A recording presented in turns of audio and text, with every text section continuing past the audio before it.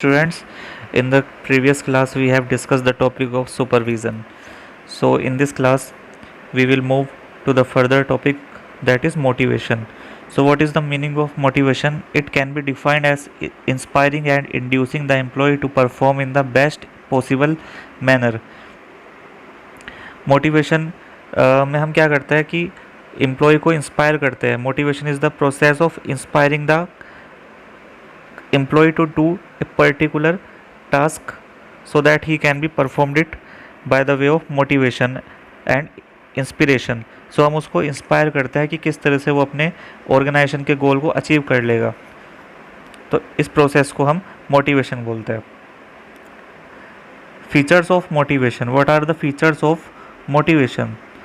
Motivation के features क्या होते हैं? One is psychological phenomena. What is the meaning of psychological phenomena? Psychological phenomena means कि हम लोगों को ये नहीं पता होता है कि एम्प्लॉय किस तरीके से मोटिवेट हो सकता है, बिकॉज हर एम्प्लॉय का, हर पर्सन का जो स्टेट ऑफ माइंड होता है, इसलिए हमें ये नहीं पता होता है कि वो किस तरीके से मोटिवेट हो सकता है. कोई मोटिवेट हो जाता है मोटिवेशनल स्पीच देखकर, कोई मोटिवेट हो जाता है इंस्पायरिंग जो लीडर्स हैं हमारे, उनके इंटरव्यूज़ को देखकर. तो हम लोग ये नहीं बता सकते कि वो मोटिवेट किस तरीके से हो सकता है. मोटिवेटर्स कैन बी नेगेटिव और पॉजिटिव. जो मोटिवेटर्स है वो नेगेटिव भी हो सकता है एंड पॉजिटिव भी हो सकता है. What is the meaning of positive motivators? Suppose we have fix a target for the employee to do a particular task in a specified period. So this is called a negative motivation. And what is the meaning of positive motivation? Positive motivation means we have we have fixed a bonus amount for the employee if he achieved his goal, if he achieve organizational goal in the specified period of time. So then we will give bonus to the employee. So this is called positive motivation. Leads to directed behavior towards the goal. कोई जो हमारा employ है वो motivated होगा किसी ना किसी गोल को अचीव करने के लिए. Leads to directed behaviour towards the goal. Continuous process. Motivation is a continuous process. अगर मैं आप लोगों को एक बार मोटिवेट कर दूं तो आप अगले 10 साल तक मोटिवेट नहीं रह सकते. तो इसलिए मोटिवेशन एक कंटिन्यूस प्रोसेस होता है. हम लोगों को मोटिवेशन की टाइम पर ज़रूरत होती है ताकि हम अपने ऑर्गेनाइजेशन के गोल को, एम्प्लॉय के सेंस में बात करें, बिजनेस स्टडीज़ के सेंस में ही बात करेंगे कि एम्प्लॉय को टाइम पर मोटिवेशन की ज़रूरत रहती है ताकि वो अपने ऑर्गेनाइजेशन गोल को अचीव कर सके. Complex process. Motivation is a complex process because जो फर्स्ट पॉइंट में डिस्कस हो गया था कि हर एम्प्लॉय का स्टेट ऑफ माइंड अलग अलग होता है. हमको ये नहीं पता होता है कि वो किस तरीके से मोटिवेट हो सकता है. तो इसलिए motivation is a complex process. Okay, now we will move to the importance of motivation. Number 1 is helps to introduce change. If our employees are motivated, so they can easily adopt the changes in our organization. And if they are not motivated, they will refuse to adopt any change in the organization. Helps to change attitude. If our employees are motivated, then their attitude will become change. Improve performance level. If our employees are motivated, then their performance level will also improve. Helps in achieving goals. If they are motivated, then they can achieve their goals, organization goals, very easily. Create supportive environment.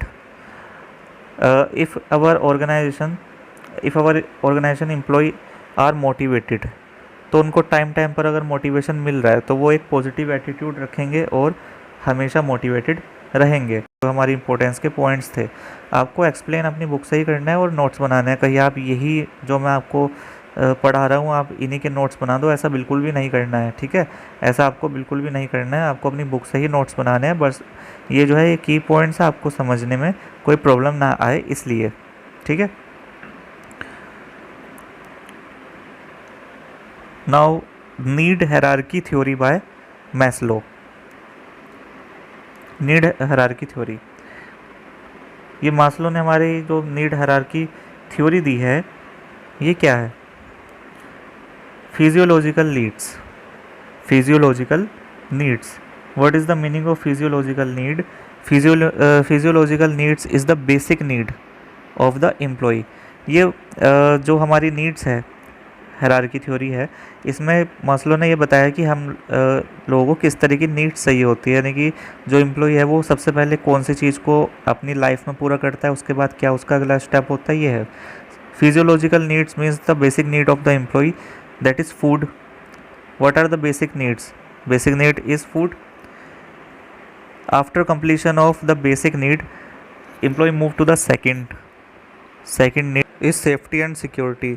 Employee should be 100% ensure that he is secure in the organization, and organization is take care of his security also. When the employee will become retire, his retirement benefit should be given to the employees. और उसका साथ ही साथ जब भी वो organisation में work कर रहा है तो उसका मेडिकल फैसिलिटीज़ भी ऑर्गेनाइजेशन को प्रोवाइड, अगर ऑर्गेनाइजेशन कर रही है तो वो उस चीज़ को अपनी सिक्योरिटी के तौर पर लेता है। Number third is belongings, social needs. After completion of first and second need, employ move to the third need, that is belongings और social needs. What is the meaning? Employ अपने फ्रेंड्स को वहाँ पर बनाना स्टार्ट कर देता है, उसको जो थर्ड नीड होती है वो अपने फ्रेंड्स की होती है ताकि वो अपनी बातें कर सके। Number fourth is esteem needs. What is the meaning of esteem? Esteem needs respect. After the completion of first second and third point, he will, वो ये चाहेगा कि मेरी ऑर्गेनाइजेशन में मेरी कुछ रिस्पेक्ट हो। So this is the fourth need. Self actualization need.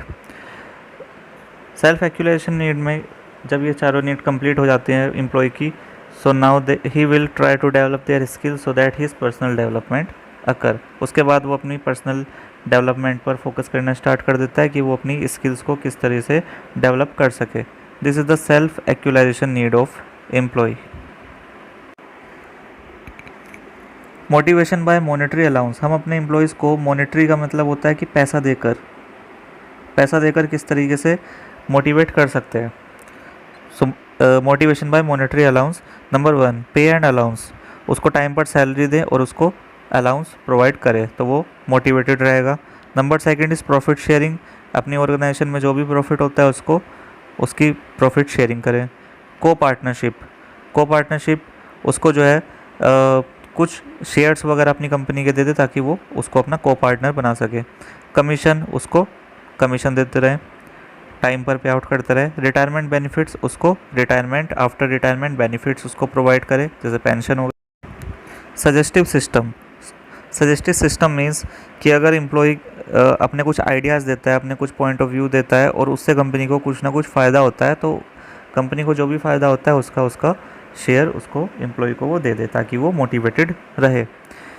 अब बात आती है नॉन मॉनेटरी इंसेंटिव्स की, कि हमारे जो एम्प्लॉयज़ है वो बिना किसी पैसों के, बिना किसी मॉनेटरी टर्म्स के हम उनको किस तरीके से मोटिवेटेड रख सकते हैं। Number one is status. Employee का अगर अपना स्टेटस होगा अपनी ऑर्गेनाइजेशन में तो वो मोटिवेटेड रहेगा। Organisation climate means eco friendly environment. अगर हमारी ऑर्गेनाइजेशन का जो भी का एनवायरनमेंट है, if the environment of our organisation is eco friendly, then the employees will always motivate. Challenging jobs. आपको कोई एक पर्टिकुलर जॉब नहीं करनी है, आपको अपने ऑर्गेनाइजेशन के टाइम पीरियड में तरह तरह की कुछ ना कुछ नए पर्टिकुलर टास्क मिलते रहते हैं, आप उनको करते रहते हैं, तो चैलेंजिंग जॉब्स हो गई हमारी। जॉब सिक्योरिटी, एम्प्लॉय को पता है कि हमारी जो जॉब है वो सिक्योर है, हमें इतने टाइम पीरियड तक, सपोज करते हैं 1 ईयर तक हमें जॉब से निकाला नहीं जाएगा। So this is the job security of employee. Employees recognition का मीनिंग होता है कि एम्प्लॉय की बातों को सुना जाए। अगर वो अपने कुछ पॉइंट्स, अपने कुछ व्यूज़ रखता है तो उसकी बातों को सुना जाए। एम्प्लॉय एम्पावरमेंट मीन्स कि हम अपने एम्प्लॉय में, अपने ऑर्गेनाइजेशन, अपने एम्प्लॉय को कुछ ना कुछ ऑर्डर देने के या फिर कुछ मॉनेटरी टर्म्स का ट्रांजैक्शन करने के, उसको इतनी पावर हम उसको प्रोवाइड कर देते हैं ताकि उसको भी लगे कि हाँ मेरे पास भी कुछ पावर है. So this is non monetary incentives of